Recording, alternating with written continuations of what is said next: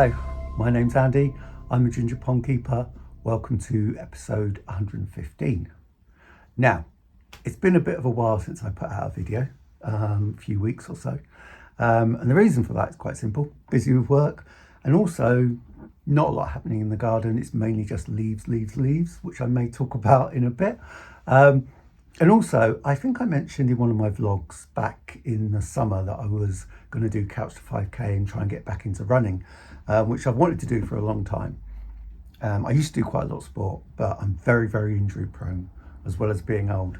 So, but yeah, I've managed to get back into running. So I'm doing a fair amount of running as well. So been quite busy, and the pond hasn't really needed me and the fish are all well. So yeah, wasn't a lot to do. So I thought I'm going to do quite a silly video today. So if you follow YouTube quite a lot, you'll know there's a thing called tier lists, as you might guess from the name of this video. And basically what it is it's a fun little way of kind of giving some of your opinions and sharing your thoughts about a subject. And so I thought I'd do it on a pond. So this is a pond keeping tier list. Now, I'm just about to show you what the tier list is and the graphics, and I hope this will work because I've had a plan of how I'm going to do this. So I'm filming to a green screen, get rid of that, and I'm going to position myself so I don't get in the way of the picture too much. And I'm kind of doing this through 3 different computers. Well, maybe 2 different computers, not 3. I suppose my phone is kind of a computer. Yeah, I'm going to waffle a lot in this video. But because I'm out in the garage and the software with the tier list is on my desktop computer, I'm kind of doing some screen sharing plus videoing. I hope it's going to go well. So I will show you the tier list. And if you see me looking away, it's because I'm looking at my laptop, which is in my garage. So that makes sense. I'm not being rude. Anyway, here's the tier list. Now, if you don't know anything about tier lists, what they tend to do is you tend to have a lot of pictures, which you might be able to see down the bottom here. And you've also got some categories. So they usually have categories so they're, so that they're representative of the topic you're talking about. So in this one, I've got 5 categories, and they kind of decrease from being really good at the top to really rubbish at the bottom. So in mine, my categories are like a stream in a Canadian forest, because that's a really beautiful bit of water, and that's what we do when we have ponds. Next is like Lake Como, which in my opinion is really beautiful, but not as nice as a stream in a Canadian forest. Then it's like my local park lake, which is kind of in the middle. It's quite nice, but it's got its problems. Then it's like a canal in the 80s. And if you were alive in the 80s, the canals weren't in great shape. They're not brilliant now, but they're better. And below that, the last category is like how sewage ravaged rivers now. Now, there's lots of really nice rivers in the country, but there's a lot of rivers that are really suffering because of sewage. So I thought I'd put that as the last category because it's a real man-made problem, and an ethically man-made problem. But there you go, 5 little categories, and I'm going to put these various topics around pond keeping and things that affect our pond keeping into those categories. So let's start. Right, the first one is, let me see if I can get this to work. Oh, put it in the wrong category already. So the first one is, you might not be able to see this picture, but it's representative of autumn. Now, autumn, in the great scheme of things, in my other life, away from ponds, is pretty much one of my favourite times of year. I like all the times of year, to be honest. There's good in all of them. But in terms of pond keeping, autumn is my least favourite time of year. It's all just leaves and nightmares and things dying back and the pond not looking as good, and I've got to have the cover on so I can't see the fish properly. Yeah, it's a bit of a nightmare, autumn. So I'm going to put it, I don't think I can really put it in the bottom. Or can I? Oh, it's quite difficult here, actually. I am going to put it in the bottom because it's the time of year when I like my pond the least, because it's all covered up. I don't cover my pond in the worst of winter after all the leaves have fallen, but I do in autumn, and I don't like it. So I'm going to stick it down in the bottom. Right, the next picture is electrics. Now, For a long time when I had my pond, electrics were the bane of my life. And it's because I had, if you don't know, I had a really rubbish, what's it called? What's company? I'll stick the company up somewhere so I won't waste time thinking about it. But I had a Blagdon, that's it. I had a really rubbish Blagdon electric system that connected the armoured cable to the normal electrical cable, and I was always getting problems. And I by and large resolved it because I put in some better connectors and things like that. Unfortunately, the problem with the electrics in my house still means I have some problems. So if any electrical item in this house fails, basically the whole house, electricity in the whole house turns off. Yeah, I was told by an electrician who came to look at things that I don't need to put an RCD, is it?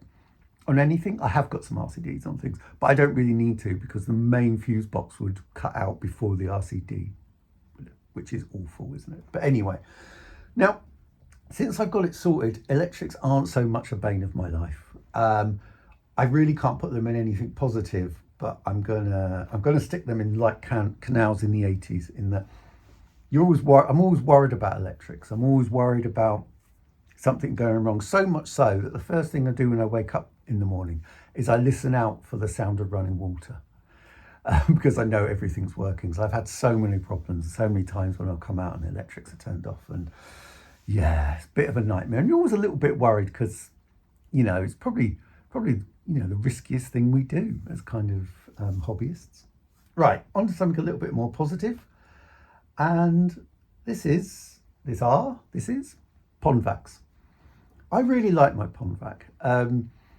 It does a really good job for me. As I've said in some of my other videos, you know, the filters themselves need a bit of support, and that comes from PondVacs. And my PondVac, you know, kind of supports a lot of the things that aren't so great about my filtration system and help me keep a nice clean pond. On the other hand, the particular PondVac I've got doesn't have continual running. I know some do, but I can't afford them. And so it's a bit of a pain to actually use, and it's a pain to set up, and yeah. So I'm going to put it in like if my computer will play ball, like my local park lake, because it's got some positives and it's got some negatives. So there we go.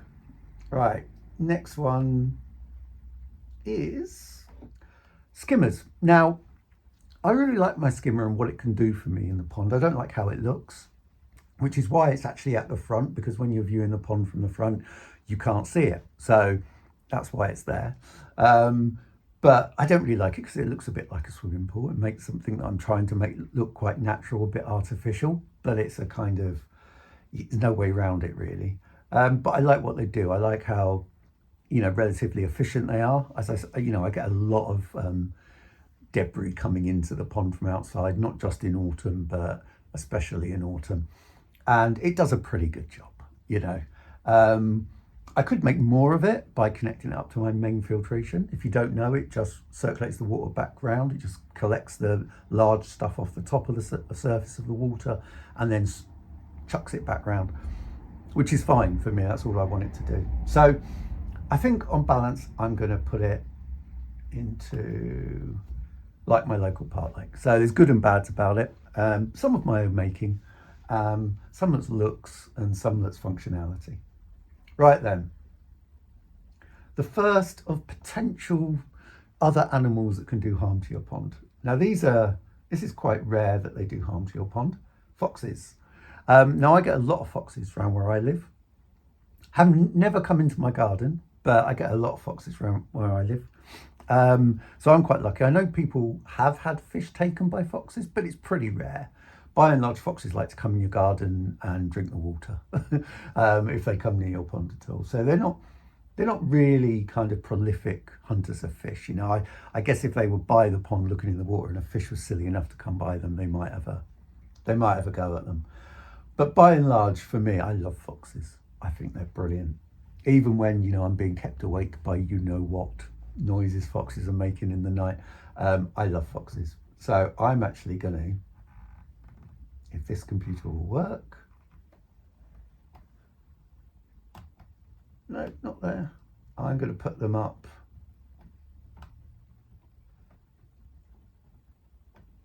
there, like a stream in a Canadian forest, because I love foxes. Right, the next one is, now what this is, this is my pond pump in the bottom of my pond, and it's basically in pond pumps. So not really the most, done thing in pond keeping, not meant to be the best possible option you've got. But it works for me. Doesn't work perfectly, doesn't work brilliantly, but it works, and it works really well. I really like the pond pump I've got. The model, I've got an EA 20,000 litre vari pump. I had one go wrong, but EA were pretty good about it, so I can't complain. It does its job, so I'm pretty happy. It's, very obviously present in there, so part of the quandary in my pond keeping and why I need the pond pump, the pond vac, is that where I put it so I can't see it means it doesn't do as good a job as it might. But it does all right. I don't think it's as bad a system as some people will say. So I'm going to put it there in the middle one. Like many of these tier lists, if you watch YouTube videos, you tend to get a lot across the middle. But we'll see as we go along. So yeah, I'll put them in like my local park lake. So the next one, if I can get my computer to work. There we go.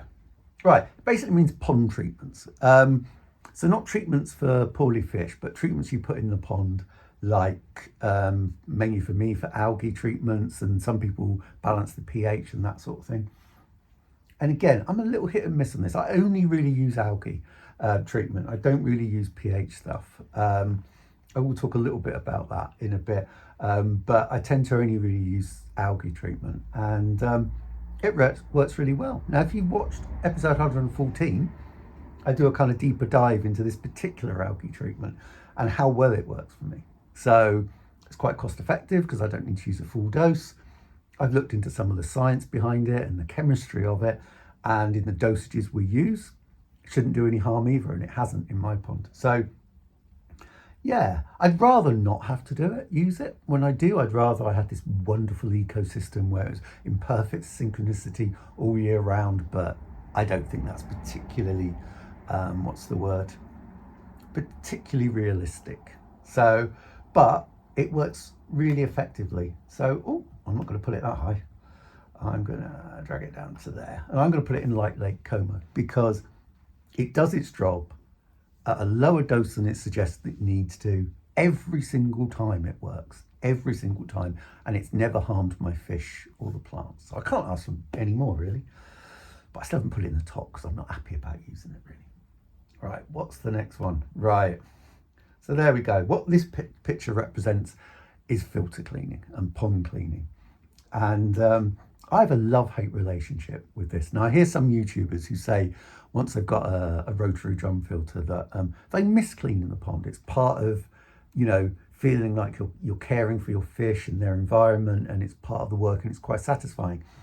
And I feel like that sometimes, and then a lot of the time I don't feel like that at all. I haven't felt like that for the last couple of weeks. I've been really glad it's been quite cold because I skipped a week because I just wasn't feeling it at all. So yeah, I get that. I really do get that. And I think, I have a real love-hate relationship with cleaning the filters. I do feel satisfied when I've done it, and I do feel like, it's part of the hobby and part of caring for your fish. But at other times, I really wish I had an RDF or something and I had a little less cleaning to do, because it can be a bit backbreaking at times. But yeah, I'm going to, on balance, stick it if it lets me. Yeah, I knew it was going to do that.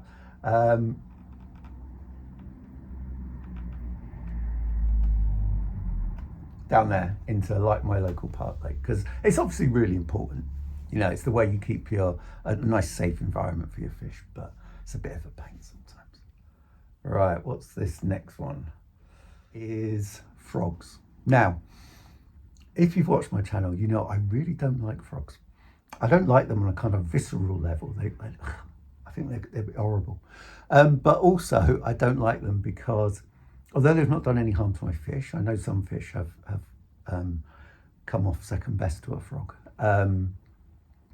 But they will just populate the pond with increasing numbers of frogs if I let them. And, you know, they obviously poo in the pond, so they increase the bio load. And I just don't want them. Now, I've been lucky enough because of how I've kind of fenced in the pond over the years and how I've sort of fenced in the garden a bit more, making it safe against, you know, proper predators. It's really reduced the number of frogs I've had in my pond. You know, I've only seen one over the last 6 or 7 months. And also I've got cats that really hate frogs. So they don't want to eat them, but they want them to you know, be unalive, as I believe the expression goes on the internet. So I really don't like frogs, and I'm going to put them down in the bottom. Right, next one. There's a few in here that people are going to vehemently disagree with me on and think I'm horrible, which are goldfish. Now, I think some goldfish can be quite cute, especially, you know, your bog standard kind of funfair goldfish, which is very carp shaped and just orange. I think they're all right. Not a fish for me, but I think they're all right. I don't like fancy goldfish. I really don't. They're really not for me. And for reasons I'll come on to later with another topic, which you might better guess. I think there's problems in, you know, some of the breeding around them and the shapes, and especially the body shapes in terms of goldfish. They're reasonably resilient, especially the less, you know, selectively bred ones, but they're not for me. I'm going to put them, not going to put them there, unfortunately. I'm going to put them there, like canals in the 80, which seems a bit harsh, just not for me. Next one is heaters. So pond heaters, the big proper ones, like you can see in that picture. I'd love to be able to afford to have a heater, not just to get the pond really hot in the summer, because as you know, I don't get anywhere close to the optimum feeding and growing time.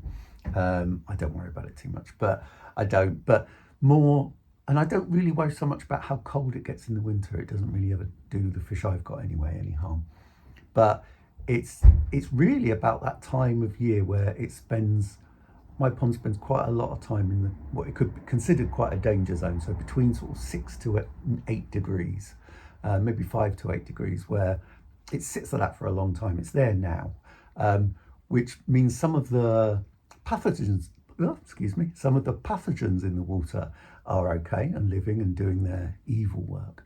But the fish, maybe their immune system and their functions are slowing down, and it can be quite a, you know, sort of tricky time. What I'd like to do if I had a heater, I'd like to heat it up sort of 24 in the summer, and then I'd like to keep it sort of, bring it down slowly to the teens and keep it at that for quite a while, and then give them a winter of about 4 weeks, but move them down to those temperatures as quickly as is safe, and then move them up out of those temperatures as quickly as safe back up to the teens again. So that's what I'd like to do with a heater, but equally I wouldn't want to cover my pond, so it would cost me thousands to do it. So unless I win the lottery, that's never happening. But I do think they're really good, but on the basis that they cost a lot of money, I'm going to stick them in the middle one, because I think they could be fab, and I'd really like one, but I can't really afford it. So the next one, which isn't going to go there, is rain. This is what this picture represents. Quite pertinent if maybe you can hear the weather outside at the moment. But rain is a bit of a pain in my pond, and there's for 2 reasons. Now, firstly, I have no easy way of draining my pond if it overfills. I've got an automatic kind of runoff or anything. Not just because it's an in-ground pond, but because you can do it on in-ground ponds, but really because I have no way of having a permanent drainage line to somewhere I can drain the water to. I could work something out if I did, but I don't. So when we get heavy rainfall, unless I predict it and I drain some off earlier, I inevitably have a pond that overflows. And the problem with that is the skimmer doesn't work properly. Plus, you know, any detritus from the sides of the ponds gets washed in the pond. Doesn't cause any kind of lasting problems. That doesn't anyway, but it's a bit of a pain. The other problem with rain, and something I've noticed and recognised over the last sort of 9 months, is obviously the water coming out of the sky is a different pH to the water in my pond. That's my relatively educated guess. I've not tested it. And I think as a consequence of that, I get a pattern that I've noticed quite a lot, and that is my fish jump. They don't jump a lot, and they tend not to injure themselves and things like that. But if we've had quite heavy rain for a couple of days, or really heavy rain for 24 hours, they'll jump. And I think it's because the pH is changed quite rapidly. Now, although I've got hard water, it's still going to, if you get a really heavy amount of rainfall, it's still going to change the pH in the water. That's my guess anyway, because I've not tested it. I've run out of pH test solution, and I haven't bought any more. Now, the reason I haven't bought any more is because it's very short-lived. As soon as maybe I do a filter clean, I do a bit of a water change, or after 24 hours after it stopped raining, they don't jump. And it's not every one of the carp for sort of 5 or 6 times a day. It's 1 or 2 of them once or twice a day. So it's quite low-level jumping, really. But it's just something they do, and it's a really consistent pattern with rainfall. So that's a bit of a pain. It's a bit of a pain. So for those 2 reasons, I'm going to stick it. Where am I going to stick it now? No, I'm not going to stick it there. I'm going to stick it, because obviously, and also it does make doing all the jobs in the garden a bit less enjoyable. So I actually am going to stick it in the bottom one for that one as well. Everything's a bit more of a pain when it's wet out when you're trying to do jobs. So I'll stick it there. Right. The next one is summer. And I think, like everybody, summertime is great in the pond. The only downside is a little bit of algae maybe, but I on average, don't really get any more algae in the summer. I do it in every time of year. So yeah, summer's great. The pond looks its best as long as I'm cutting it back. The pond looks best. The lilies have grown, and yeah, it's a great time of year. The fish are feeding. The fish are up. They're really active. Yeah, you can't really fault summer. So that's going in the top there, like a stream in a Canadian forest. There you go. Right, the next one is not a koi. As you can see, that's some money behind the koi, and it's the koi tax. That's what's it called? That thing that I think we all feel exists, because lots of pond keeping stuff, especially stuff that's aimed at koi keepers, is very expensive, and it appears to be more expensive than it needs to be. Look at tempests, look at measuring bowls, look at any of that, and we call it the koi tax. And even though I haven't got koi, I'm hit with it because I buy a lot of equipment and food and stuff that is that is made for koi, because I've got big carp, so I might as well. That I understand it a bit, because although I think whenever you're part of a hobby, you always think it's a really big hobby, but it's probably not that big for the amount of research and development they have to do to design all this stuff and make sure all this stuff is safe and all that sort of thing. So yeah, so I get that it probably is a lot of overheads, more than just the plastic of different bits of equipment, but it's definitely more than it needs to be. So I'm going to chuck it. No, I'm not going to chuck it there. I'm going to chuck it up there in like the canals in the 80s. I think the price of things in the koi hobby is pretty bad, really. This picture represents, if it will do its thing, spring. And spring is one of my favourite times of year, because we're coming out of winter. All the plants around the pond are starting to grow. The fish are waking up and wanting to eat more. This spring picture wants to disappear. And it's a great time of year. You can start to feel it moving towards summer. Going to get closer to that time of year. You've got to be careful, because obviously you can start feeding too quickly and all that sort of stuff, especially with my fish. They get super hungry super quickly. It only has to go up a couple of degrees and they're thinking, yeah, time to feed. So you have to be a little bit cautious, but I love spring, especially having a pond with lots of plants, and you can start to see your pond getting back to normal. So I'm going to put it there in like Lake Como. This one is bottom drains. So yeah, I don't have a bottom drain. I can absolutely see why they're a good thing and people have them. I think it's and people advocate for them. If I had one, I definitely wouldn't have an air one, although I might be a way of hiding it. But yeah, what I don't like about bottom drains is similar to what I don't like about skimmers, really. The one negative is it makes it like a swimming pool, and that detracts from the natural stuff. And yeah, I kind of think they're good at what they do, but I wouldn't want them in my pond, or maybe I would when I get older, and I don't want to do all this pond vacuuming and stuff. So I think they're really functional, but there is a relatively big negative. Although you could argue there's less actual hardware in the pond from a bottom drain than there is for the pond pipe and pump that I have in my pond. It's easier to hide them. And if you're going to have a bottom drain, you can't stick a bottom drain, around one of the edges unless you've got like 3 of them. You're going to have some of them in the middle, or it's absolutely pointless. You need to put them where they're going to collect the most waste and be at their most effective. So I'm going to put them there, like my local park lake. There's positives and negatives, and I haven't got one. And I've got to do a lot of work on my pond to put one in. I really don't like retro bottom drains. I think there's just too much pipe work in the pond, and it kind of defeats the whole object. So I don't want to do it. Right. The next one are fish treatments. So treatments for fish when they're unwell. Now, I've made a whole video. Not many people watched it. I made a whole video about my thoughts about fish treatment, because people are quite concerned that they're increasingly not working as well as they should, and the dosages are actually quite low compared to what could be used. And my main point of my video, if you haven't watched it, is the majority of fish treatments are over-the-counter meds. So if you go in a chemist and you buy some paracetamol, that's an over-the-counter medicine.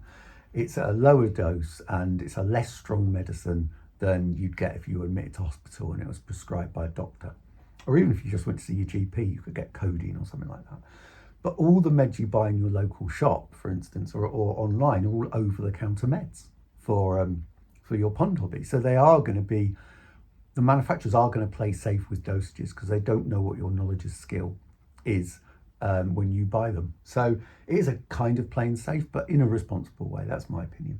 Now, I'm in a very different position to many koi keepers, for instance, in that I've got carp and I've got rudd in my pond. So I have a really restrictive choice when it comes to, restrictive options, when it comes to treating my fish. But by and large, I found, what I do use works as well as people are finding their, 60 quid, koi treatments work. So yeah, I haven't really got any strong negative opinions on them.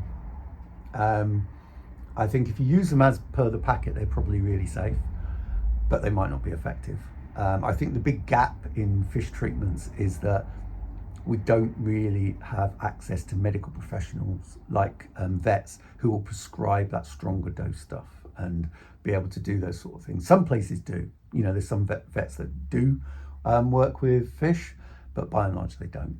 And that's the real gap. So I'm going to stick it there, because my experience with them has been pretty good. It's worked for my fish, as I say, as well as, people who keep koi and have really expensive treatments. But I'll come back to that a little bit as well.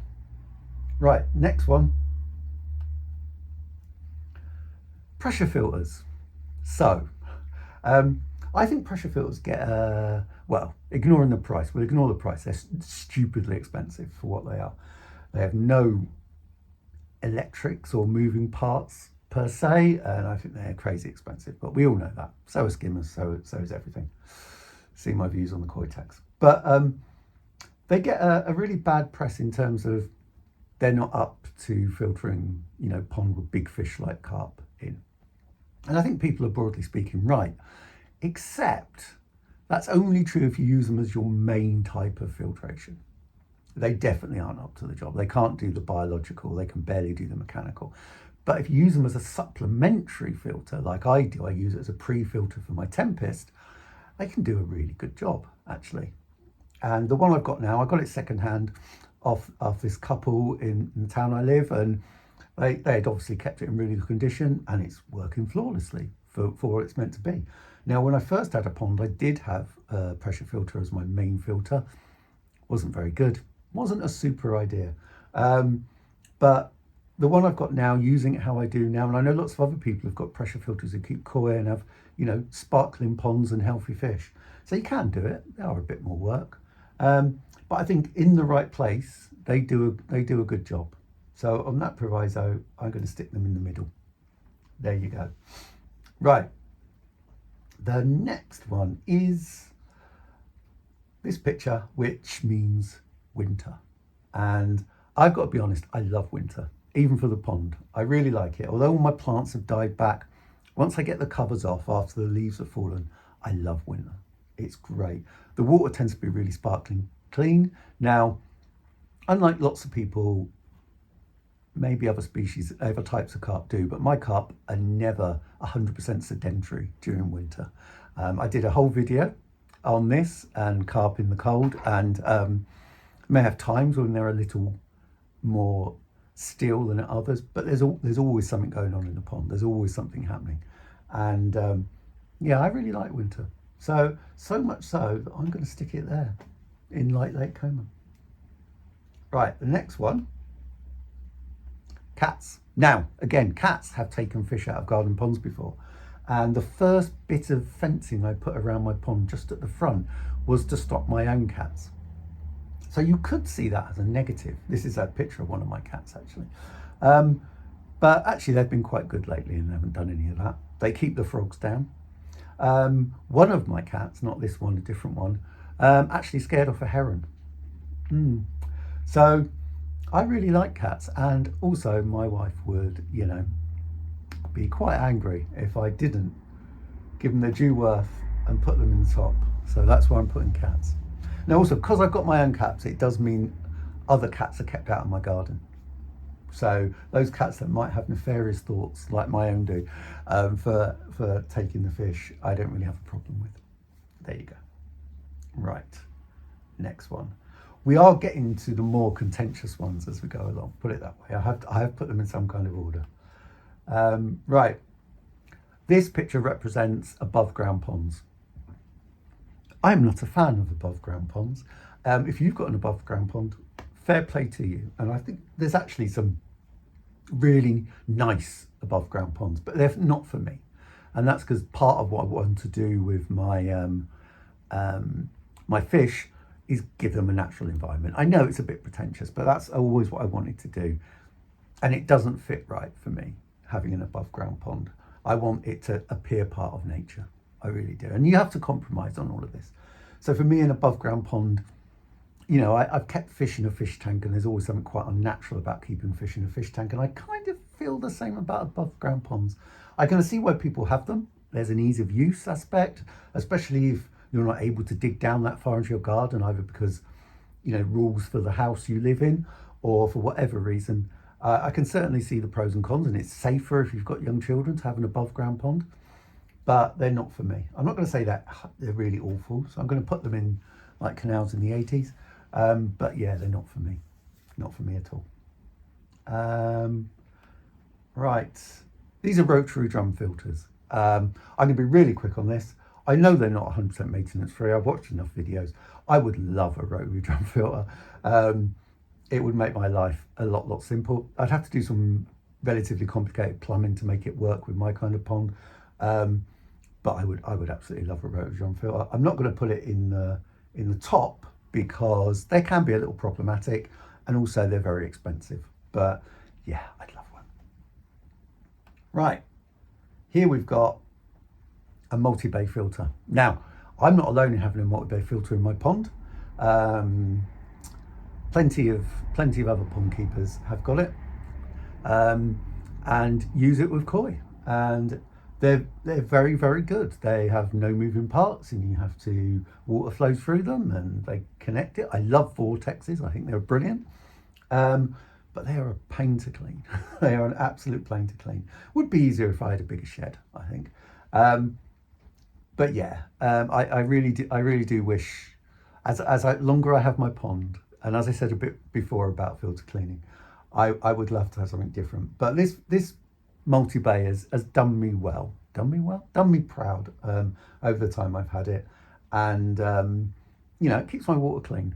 I'm just getting lazy in my old age, I think. But yeah, I'm going to put it in like my local park lake because there's good and bad about it. Right, this one is going to be surprising and maybe contentious. Otters. Now, as you may know, Coming up to 2 years ago, I lost my pride and joy fish. I had a shoal of sort of 9-inch rudd. There were about 14 of them they were the offspring of some other rudd I had, so I'd grown them in the pond. I had a tench that I had that was 18 inches. I had 2 beautiful large carp and I had 2 smaller carp, and they all got taken by otters. Every one of them. But having said that, I don't hate otters.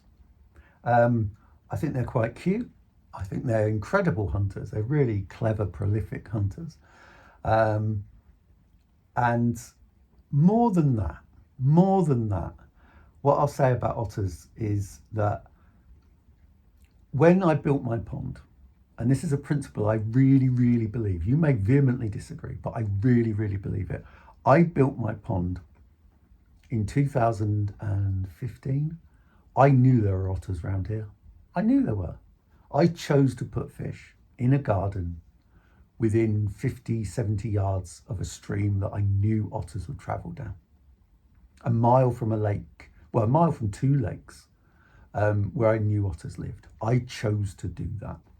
And I can't complain if an otter then does its ottery things. I really can't. And, you know, I was upset when my fish were taken, but, you know, it's not the otter's fault. It's nobody's fault. If anyone's fault, it's mine, because I knew and I didn't protect my garden well enough. And I do quite like them, but they're not going to go above like my local park lake. And the reason for that is, if you go to most wildlife parks and they've got otters, they're really quiet, secretive, cute animals. But we once went to a specific otter place and they make the most annoying noise all the time. It's horrible. So for that reason, not because they ate my fish, I'm putting them in the middle one. But I think they're beautiful animals. Right, next one. Moving beds. I really love moving beds. I love the fact that if you look in the science behind them, there's really good evidence just by keeping this medium moving, you make it more effective. It's quite hypnotic to watch, which I know is maybe just a me thing. Relatively easy to make, and you know, it costs some money, you know, compared to a static bed, but it works, and it works better. And if you can overcome all the problems with pipe work and not media escaping and all that sort of thing, and you don't have to spend a lot of money, you know, as I've said in previous videos, I had the pump to use in it from a different source, but or at least I had 2 pumps so I could, and I use a wheelie bin which cost me 50 quid. So, you know, media is expensive, but you know, I think it's really good, and I think it's a really good idea, and it does work better and help keep your water clean. Well, not clean, but healthy. So I'm actually going to put it in Lake Como, even though it does have some negatives, and they're cost negatives. I'm going to put it there. Right, let's go to the next one.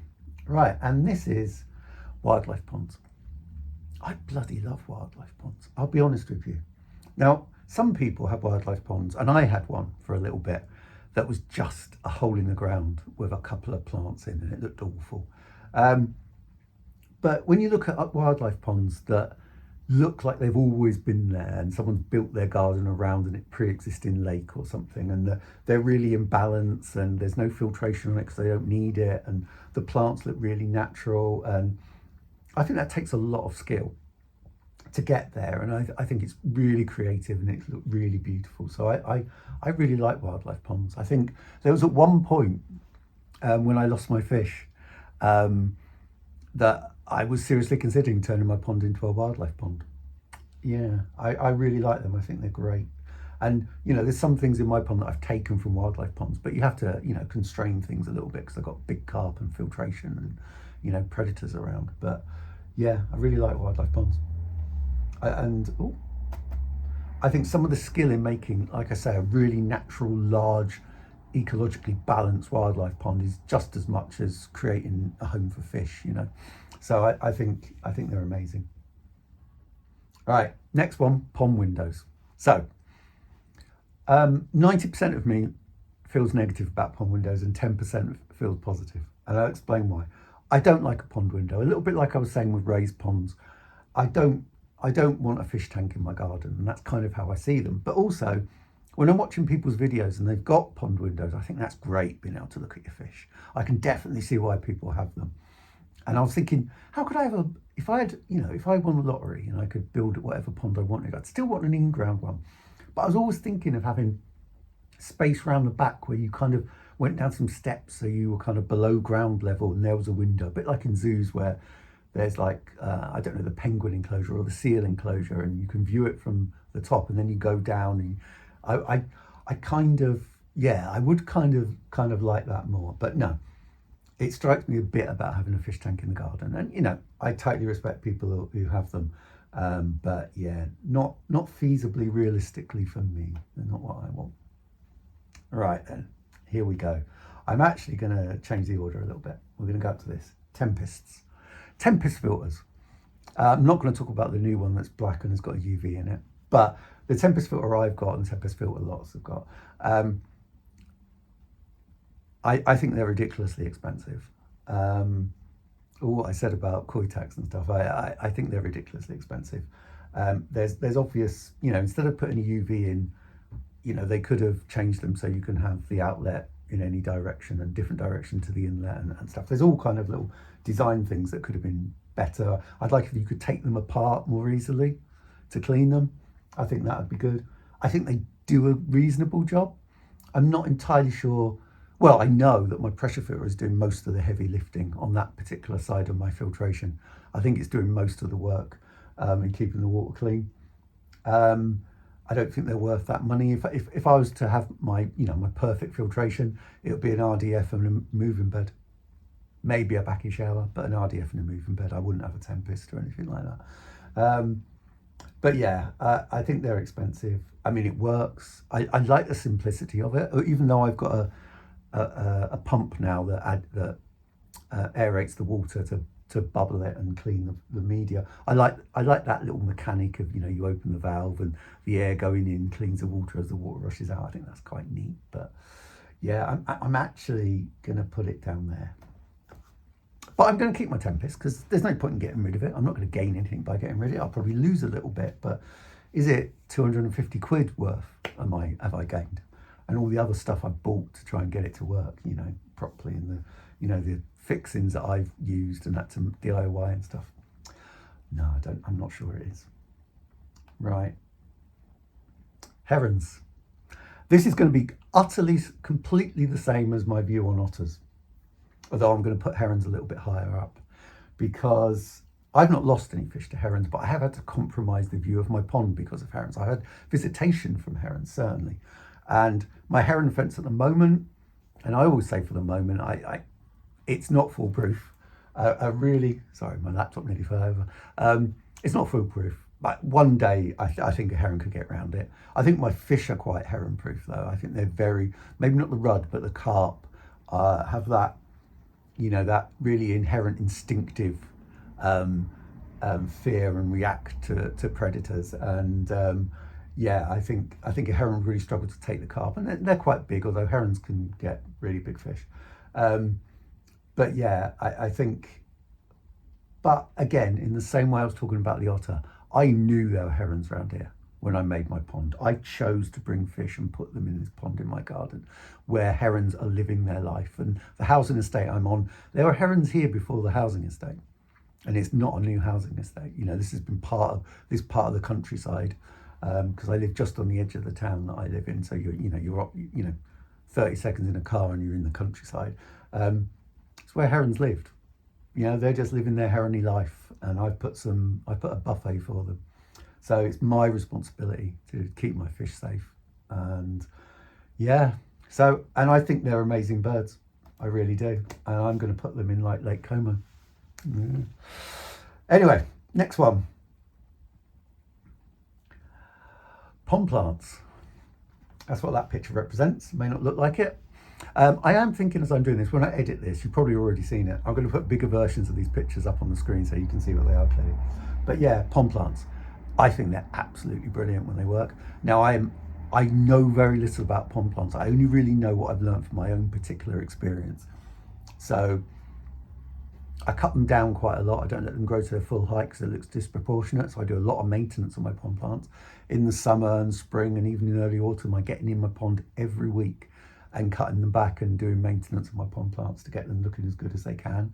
I love lilies. I'm really glad I got lilies back again. They take a fair amount of work, and I'd imagine they cost quite a lot of money over the years. But yeah, I absolutely love pond plants. I think they make the environment better for the fish. They do a little bit of filtration as such, a bit of biological filtration. And they add a lot of mess to the pond as well, but I wouldn't be without them. I think it makes the pond look better. I think I could do it better, definitely. I could have more variety, I could understand them better, but I love pond plants. Yeah, I think every pond should have them. And I will chuck them in top tier, like a stream in a Canadian forest. Oh, we're getting to it now. Right, here we go.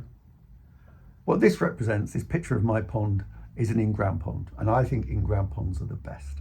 I think they look more natural. I think that experience that I spoke about in an earlier pretentious video is part of what I want from a pond. I want it as looking as natural as it can. Never really looks natural. I'm not deluded enough to think that it is, but I think it's the best way of having a pond. I absolutely love it. And I think they look the best. And there's quite a few, this isn't, well, I'm coming on to something in a minute. This isn't, anti-koi ponds, but, there's lots of koi keepers that have in-ground ponds. And I think they're absolutely the best kind of pond. So I'm putting it in top tier, like a stream in a Canadian forest. Right then, the most contentious thing. Here we go, koi. Now, koi on a very basic level are utterly the same shape as a common carp.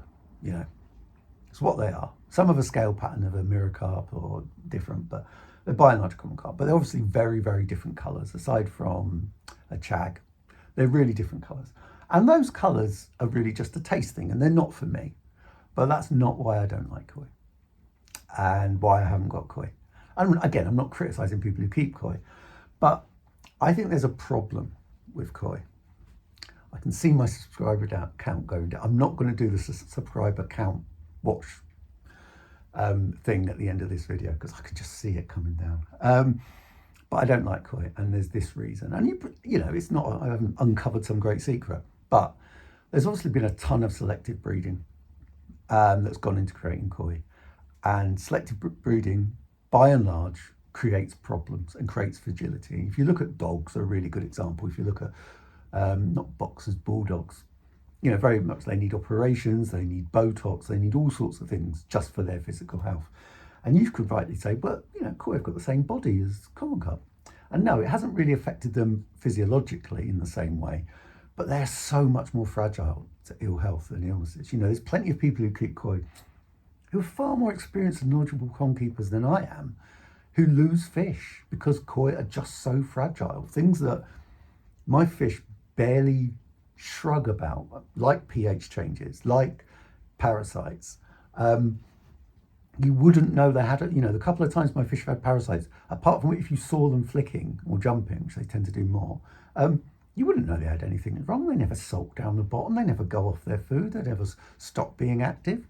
And there's been so much selective breeding in koi for reasons, for understandable reasons, but they've lost so much of that robust healthiness that carp, common carp, mirror carp have. They are a very robust and resilient fish. And koi have lost a lot of that, and they're so much more fragile.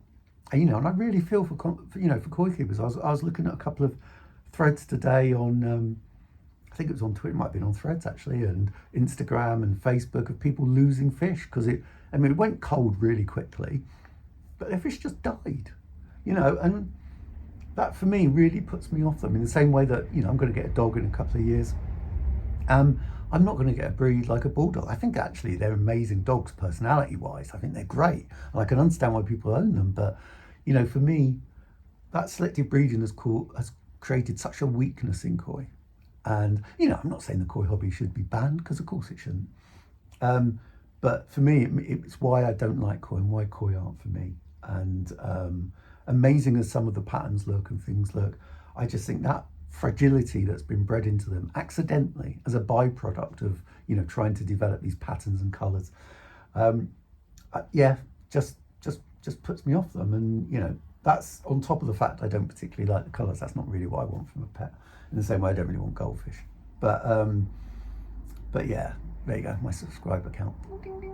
Anyway, but yeah, that for me is the major problem with koi. It's some of the expense as well, but I understand the expense. You know, to create that one perfect koi, you go through, you know, 100,000 fry or something. You know, I understand the expense of koi, but you know, there's definite weaknesses being bred into koi, and a lack of robustness that for me just would put me off the hobby, really. Final one, and this is the absolute opposite of koi. Native species. I love native species. I love how they look. Having a history of being a fisherman since a young child, you know, I love them. I would like to keep more native species in my pond. I've had tench and crucian carp, as well as carp and rudd, which is what I've got now. I'd like to have more species, but I think on balance it works really well, just carp and rudd. Tench, you know, had a bit of a struggle. I know some people have got tench and they don't, but tench had a bit of a struggle getting enough food when there was more carp and bigger rudd in, because they just get there before them. Crucian carp, psychologically, they're a bit fragile. They're not physiologically, they're quite robust. But I just really like native species. I like that kind of mysteriousness, because they're black backs and you can't always see them straight away. I like all about it. I like trying to recreate nature in a way. So pretentious, but native species were that, and they're really robust. You know, they're really robust in a reasonably well kept pond by, you know, your averagely knowledgeable pond keeper. You know, they're great, and they have got to go on the top of the tier list. So yeah, there you go. It's strange what I put in the top tier list. I put foxes, summer, cats, pond plants, in-ground ponds, native species. But I guess that's not a surprise, really. If I've followed my channel, you probably guessed that's where, you know, where preferences landed. And in the bottom, I've got autumn, frogs, and rain. And we won't talk about like canal in the 80s anymore, because that, yeah, like I say, that's my subscriber list descending. But, you know, I'm not judging pond keepers. I'm not judging koi keepers, koi breeders. I'm not judging any of them. You know, I just don't like them. It puts me off. Koi, that is, because I think it's, you know, they are really fragile, and you know, they come from carp and a species of fish that is kind of the opposite of fragile. So I would like to see some breeding to kind of breed more, to find a way of breeding more resilience and robustness back in. I don't know if that's possible without losing some of what you've got, but I guess it's not a priority. Yeah, but anyway, that's the end of this video. Please let me know what you think, good and bad. It's a bit of a fun video. I've had a bit of time off, like I said, but I haven't really watched many videos lately either. So I don't think I've watched any pond videos. I've been watching lots of running videos. Like I say, I've been back into running. That's been my focus, and work. So yeah, there you go. That's my tier list for pond keeping. There was lots of other subjects, but, you know, I'm looking at how long this is recorded. It's been recording 57 minutes. Some of that's going to be edited out, but it's a pretty long video already. So yeah, I hope you like that. Thanks very much for watching, especially if you got this far. Like I say, I'll do the countdown to 1,000 on my next video, not on this video. But yeah, I really appreciate you watching. If you've enjoyed it, please like, please subscribe, that'd be great.